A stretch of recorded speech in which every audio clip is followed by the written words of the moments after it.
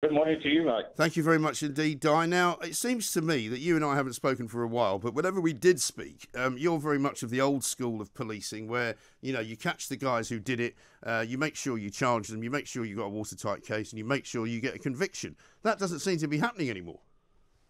Well, I share your concern, but can I deal firstly with my concern over the fact that the Metropolitan Police knew that Cousins was coming up for sentence, had months to prepare, and what I want to hear from them is what they're actually going to do to protect women and children in abusive. And that's one of the key areas because sexual offences, the conviction rate in this country is appalling. So what I've done is I've written my own list of things that if I was the commissioner or I was the divisional commander, I would want to reassure women today that I've got my act together and I've got a strategy to deal with violence. Now, I'm not sure if you're interested in that aspect, but I'm deeply concerned. No, I'm very interested. Tell us, let's go through your 10 points and let's hear them. Well, the first thing is to recognise the deep worry and concern that women have in respect of safety and violence, both in the capital and in the country. Let's hear a powerful voice. We hear you, and we're going to act. And these are the strategic points that we're going to actually do. First, I was a divisional commander. I was in charge of Hayes and then a little bit of Uxbridge. And then when I was a divisional commander, when racial attacks were so prevalent in the capital, each divisional commander had to sign off and ensure that we did everything to ensure that the perpetrators and the crime was actually investigated properly. So I'd make each divisional commander, a superintendent or chief superintendent, responsible for his or her patch and ensure that every report goes through him or her to ensure that they do the job properly. That way you'll get a senior, hopefully, knowledgeable officer ensuring that we've done everything we can on any related attack, both outside or inside the home. That's the first thing. The other thing is, I would say, right, as of now, between the hours of darkness, in identified areas, we will patrol. We will put special constables, those useless community support, but at least they're in uniform. We'll put them out there. We will maximise, where possible, each of those identified areas on our patch where women have been attacked or there is a potential because of the location, the woods, the trees, whatever. Right. Then we will strengthen, where possible, every domestic violence unit. We will put people who are properly trained and not one of these who say, well, I'll do it when I'm next on duty. No. Priority has to be given to violence against women in this country. We've had enough talk from politicians, the mayor, that useless mayor of London, in my opinion, and everybody else. But nobody puts a strategy. So I'll carry on. Yes. No crime against a woman will be screened out. So many, as in Manchester, thousands of crimes were screened out. That will not happen. When you say screened out, do you mean they're not counted, or what does that mean? Yeah, not counted, not investigated, or somebody in an office says, oh, that's not worth investigating. Nonsense. Right. We've got to get the attitude. And the other big thing, my opening thing is, if you get the culture right, the culture of policing, the rest will follow you. What we've lost is that strong leadership culture. And I'm afraid to say that's at the door of the Commissioner and her current senior team. Yes. And the point about all of this, right, is that the rates of conviction are probably even lower than the rates of the charges that are being brought, right? But they've dropped significantly since 2016. Apparently, nationally, police solve fewer than 9% of sexual and violent offences, which is less than half of the 19% in 2016. So it's getting worse. Well, it is, and there needs to be a review into the way evidence, and I think there is, evidence is given in criminal courts. We've got to actually look at the evidential that we put forward. Beyond all reasonable doubt, clever QCs and barristers can always raise a doubt in most cases, in a lot of cases, and that's why the convictions, but everybody blames the police. I blame the criminal justice system and the games the lawyers play with little or no regard, some of them, as to the victim. And the other thing, in my day, before CPS, I saw every victim. When I was a sergeant or inspector or even chief inspector, I saw every victim and I saw what they were like. I could test their evidence and all the rest of it. These days, it's all paper. Yeah. And very rare does a CPS lawyer actually see, hear, or deal with the victim. So we've got bureaucracy, as always, blighting this system. So there needs to be a review of the criminal justice system. We also look at sentencing, my old pet. We let rapists, murderers out after X amount of years. Right. That's their right, and that's the system. And then we're surprised when they actually go on to commit more murders, right, or rape people or abuse people. We've got to look at it again, how we control violent people in this country. Yes. And if it's necessary, I'll put more of them, like cousins, in prison forever. Yeah. And of course, we've been hearing an awful lot, Di, in the last few weeks about women's violence and the violence against women perpetrated by men. But of course, there are 3 times as many men who have violent acts committed against them by criminals, who happen also to be men as well. But nobody's really talking about that. Well, we're not, but I'm because of the hoo-ha over cousins and this dreadful murder, I'm trying to put my brain, if you like, into what the Met and other police force should be doing now. We've heard that there's going to be review by some independent so-called person. Well, look what happened with Bashir. As you know, I said he'd committed criminal offences. Yeah. A review by a learned judge said, and the police, no, there isn't. Look at Prince Andrew. They're on their 3rd review into him. Yeah. Reviews, unless you investigate, you never find evidence. And that's the problem. We're too quick not to investigate. And that may be because we got the blind leading the blind. In other words, nobody's taught some of these senior officers how to investigate in the first place. Yes. And is that an issue, do you think? Do you think they just don't know what they're doing, effectively?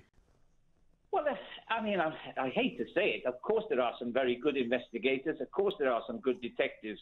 But the old school detective appears to have gone. You know, when I joined in the late 60s, they were men who'd been to war. They were men who had experience of life. We now have graduates. We have people who are managers in Marks and Spencers and now can come in fast track to a superintendent. I've got 52 years experience here and abroad of investigating things. I'm telling you, I'm screaming with despair at what I see. There are a few good examples. The new chief constable in Manchester has said, judge me on my performance, and if in 2 years I haven't improved out of all recognition, I will go. I only wish a few politicians would say that, but they don't, do they? No, they really don't. No, they make a lot of noises. They talk about bringing more police officers in. They talk about bulking up the force. I mean, I was saying this morning we would have these Insulate Britain idiots at Old Street Roundabout, a place I'm sure you'll remember well. And there was something like 40 to 50 police officers just there alone. And I mean, it seems to me, surely you don't need that many cops to deal with these idiots. Well, their little asses wouldn't touch the proverbial deck if I was in charge, I can assure you. No, quite. Well, they wouldn't be doing it as much as they have been if they were treated slightly more roughly, I would suggest. Well, I'm not for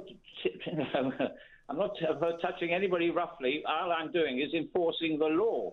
And you've got enough, again, this has been going on now for weeks. Surely we've come up with a strategy to deal with it. And you have the TSG and other mobilized unit who can be quickly deployed to wherever these nonsense lunatics are doing this. It beggars belief, the lack of, if you like, clout now being applied. But look, as I say, it's not just the police. Look at the criminal justice system, the courts, the sentencing, and all the rest of it. The truth is, we are in a mess, and we care more about criminals' rights than we do about victims' rights. And I just despair. You know, I'm getting an old man now, but I'm despairing at the lack of credible leadership in the police, in the criminal justice system, and I'm fed up with clever lawyers spouting off about rights, this, that, and the other. Let's have some rights that women and men can walk the streets in safety. Yes. That's what I want to hear, and I want to hear strong leadership talking to a camera without looking down at a bit of paper. And the other thing, the commissioner came out with 2 men who looked an absolute disgrace. They looked like the Taliban in uniform. They had beards down to their navels. Yeah. They were fat. How on earth they passed the fitness test? Well, those are the 2 guys that I saw walking with Cressida Dick. Yes. Yeah, I couldn't believe that. I thought it was like something out of a central casting. I thought they were making a comedy movie. Well, in my day, if you looked like that, you wouldn't stay in the force very long. When I took over royalty protection, there were one or two looking like that, and they didn't last very long, I can assure you. No, exactly right.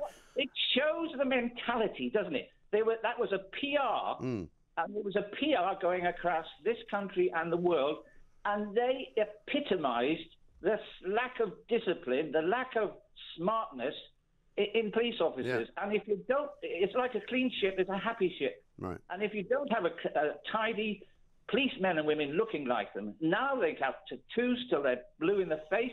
They can have hair any length they like. It beggars belief. I know. It is extraordinary. Richard Tice was in here for the Reform Party earlier, and he was telling me a story of some burglars that got caught on CCTV, and the police couldn't use the CCTV and the facial recognition software that they had installed at this particular building because apparently it was against the human rights of the potential burglars. Well, there's a word starts with B, it's got two L's in a minute, and a KS at the end.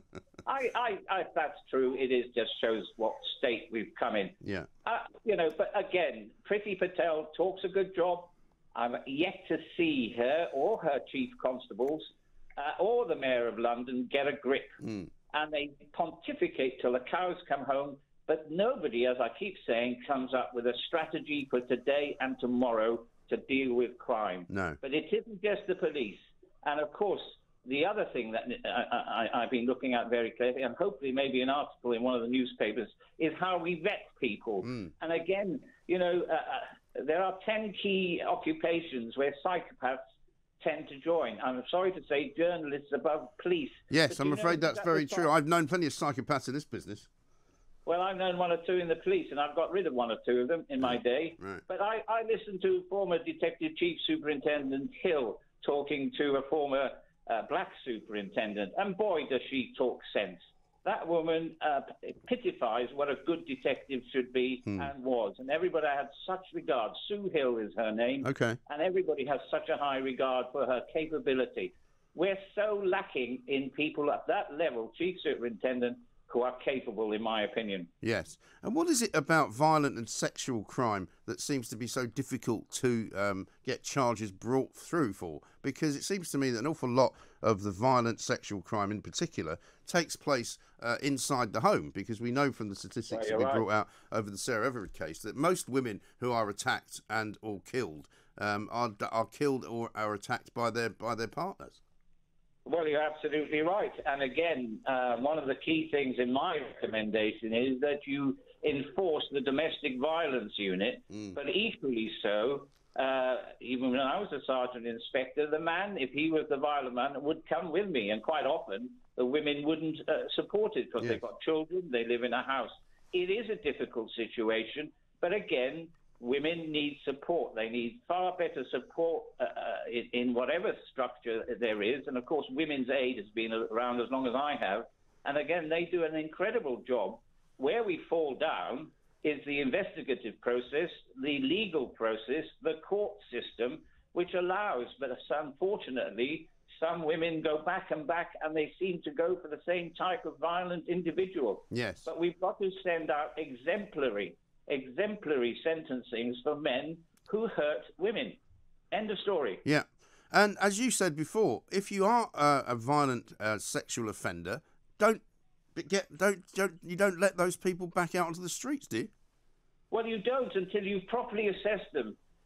Without going into details of psychology, and I'm not a psychologist, but life experience has taught me there are key characteristics. And what I want to see in the promotion system is that you look to ensure, because you've got them at every level in the police force. It's not just constable. You've got them all the way up. And if you've got as we know, and there are chief constables and deputies in senior positions, both in the Met, who have been investigated for violence and offences against women. What on earth are they still doing? So one of the last points I want to raise, and you may not know it, but there is a moral code for all police officers in this country. Came out about 4 or 5 years ago, and essentially nobody seems to either know it or enforce it. Now, the last thing I'll say about this, every police officer should sign a civil legal document saying that he or she will not commit any sexual, any misogyny, anything that will cause the office of constable to be brought into disrepute. If you do, if you aid and abet people like Cousins, then you will be dealt with as a principal and you will be sacked. Let's get some teeth into police discipline. We seem to have lost that art as well. Di, it seems to me that your 10-point plan is eminently sensible, eminently affordable, and quite doable. So where are you going to send it? Well, I wish you could send it. I wish you could get a senior officer and ask them, why aren't you doing this? Why aren't you setting out that message instead of sending that commissioner with those two Taliban types to talk a load of rubbish? Right. Well, it's a very good question. I'll see what I can do. Get me a copy of it and I shall pass it on to the appropriate authorities. Dai Davies, what a splendid man he is. Former police officer, former head of Royal Protection, a bloke who seems to know an awful lot about policing and is telling us all why the police at the moment are not doing any of the things that they should be doing, right? The analysis that we're talking about today is based on police data which shows the proportion of violent and sexual offences where a suspect is charged has fallen from 14% in 5 years to just 5% in August of last year. So it's probably even less than that now. And if you think about 1 in 20 cases actually only resulting in a charge, imagine how many of those charges actually then don't result in a conviction. And so it will probably end up being 1 in 30 rather than 1 in 20. I mean, it's a shocking admission of irresponsibility.